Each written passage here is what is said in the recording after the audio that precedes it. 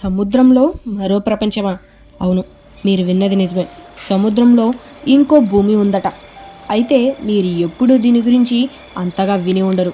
భూమి యొక్క సముద్రపు అడుగు భాగంలో దాగి ఉన్న సరికొత్త పర్యావరణ వ్యవస్థను శాస్త్రవేత్తలు కనుగొన్నారు. శాస్త్రవేత్తలు అంతలేని ఉల్లిపాయల మన గ్రహం మీద జీవితం యొక్క కొత్త పొరలను వెతుకుతూనే ఉన్నారు. ఇటీవల స్మిత్ ఓషన్ ఇన్స్టిట్యూట్ నుండి ఓడలో ఉన్న ఆక్వానాట్లు లోతైన చీకటి పసిఫిక్లోని అగ్నిపర్వత క్రస్ట్ యొక్క స్లాబ్ను తిప్పడానికి నీటి అడుగున రోబోట్లను ఉపయోగించారట. అయితే బాగా అధ్యయనం చేయబడిన ఈ సైట్ యొక్క సముద్రపు అడుగు భాగంలో అంతర్జాతీయ పరిశోధకుల బృందం ఇంతకు ముందెన్నడూ చూడని జీవంతో ఈత కొట్టే ఉపరితల ద్రవాల సిరలను కనుగొందట. ఇది మనకు తెలియని సరికొత్త ప్రపంచమట. భూమిలో, భూగర్భంలో, కుహరాలలో అండ్ అలాగే ఇసుక బురదలలో నివసించే జంతువుల సముద్రంలో జీవిస్తున్నట్లు మనకు చాలా కాలంగా తెలుసు.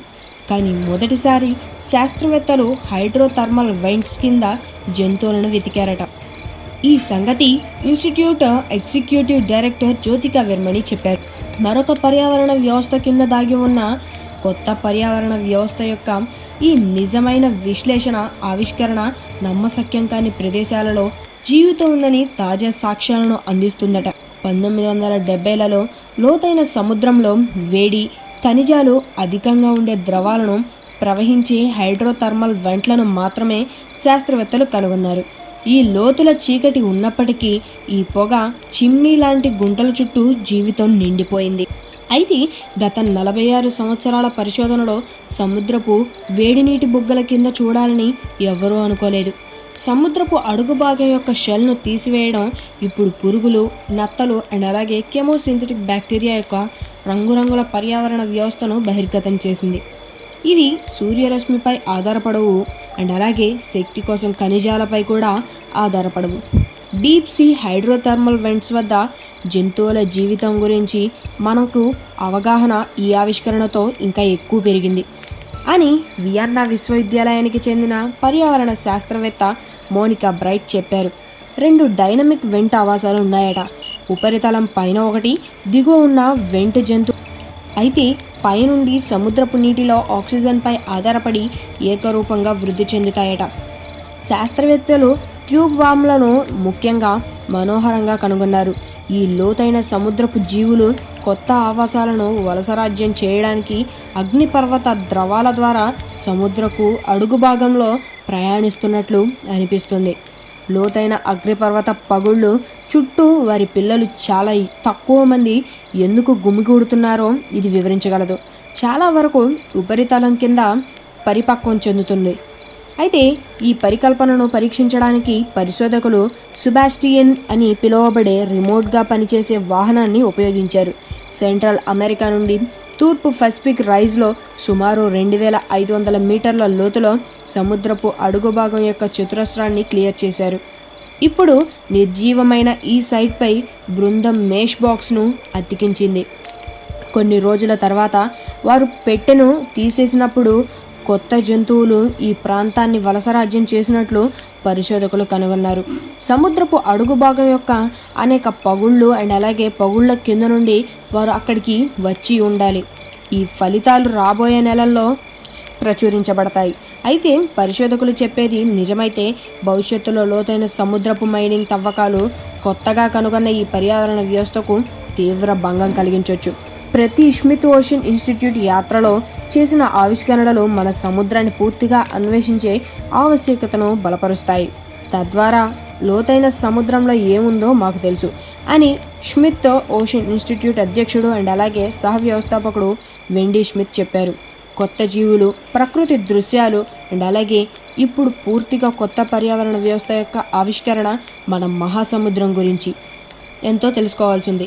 అండ్ అలాగే మనకి ఇంకా తెలియని లేదా అర్థం చేసుకుని వాటిని రక్షించడం ఎంత ముఖ్యమో ఈ అధ్యయనం నొక్కి అయితే చెప్తుంది. దీనిపై నాసా ఒక అధ్యయనం చేసింది.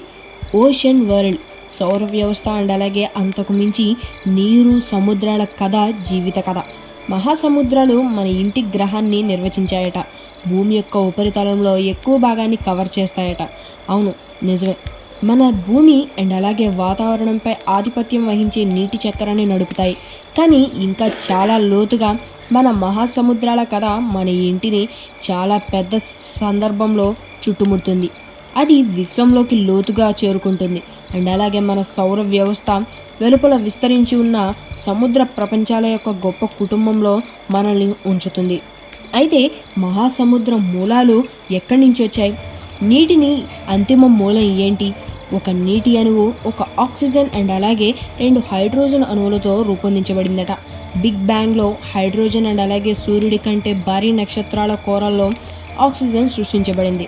మన గెలాక్సీలోని విస్తారమైన నక్షత్ర నర్సరీలలో అపారమైన నీరు వాయువు రూపంలో ఉంది. హబుల్ స్పేస్ టెలిస్కోప్ హెలిక్స్ నెబ్యులాలోకి వెళ్ళి నీటి అణువులను కనుగొన్నదట. వివిధ ప్రక్రియల ద్వారా ఏర్పడిన హైడ్రోజన్ అండ్ అలాగే ఆక్సిజన్ ఈ చనిపోతున్న నక్షత్రం యొక్క ఎజెక్ట్ చేయబడిన వాతావరణంలో నీటి అణువులను తయారు చేయడానికి మిళితం అవుతాయట. మన మహాసముద్రం మూలాలు నక్షత్రాలలో ఉన్నాయట. అయితే ఓరియన్ నెబ్యులాలో నీటి అణువులు ఉన్నాయి అండ్ అలాగే నేటికి ఏర్పడుతున్నాయి. నెబ్యులా ఎక్కువగా హైడ్రోజన్ వాయువుతో కూడి ఉంటుంది. ఇతర అణువులు తులనాత్మకంగా అరుదుగా ఉంటాయి. అయినప్పటికీ నెబ్యులా చాలా విశాలమైనది. ఇది భూమి యొక్క మహాసముద్రాలను 60 రెట్లు నింపడానికి ప్రతిరోజు తగినంత నీటిని సృష్టిస్తుందట. ఈ నక్షత్ర నర్సరీలలో సృష్టించబడిన ప్రతి ఇతర అణువుతో పాటు నీరు కొత్త గ్రహ వ్యవస్థల ఏర్పాటుకు ముడి పదార్థంగా మారుతుందట. ఇతర నక్షత్రాల చుట్టూ ఏర్పడే గ్రహ వ్యవస్థలలో నీటి అణువులు పుష్కలంగా ఉంటాయి.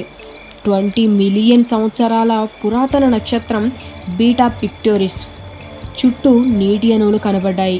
ఇక్కడ ధూళి అండ్ అలాగే వాయువు యొక్క భారీ డిస్క్ తోకచుక్కలు గ్రహ శకలాలు అండ్ అలాగే యువ గ్రహాలు అంటే కళాకారుడి భావన మధ్య ఘర్షణలను సూచిస్తుందట. నీరు భూమిపైకి అసలు ఎలా వచ్చింది?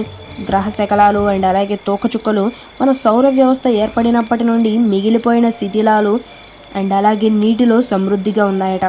ఈ చిన్న శరీరాలు అంటే 4.5 బిలియన్ సంవత్సరాల క్రితం మన సౌర వ్యవస్థ ఎలా ఉండేదనే దాని గురించి ప్రేరేపిత ఆధారాలను కలిగి ఉన్న టైం క్యాప్సూల్స్.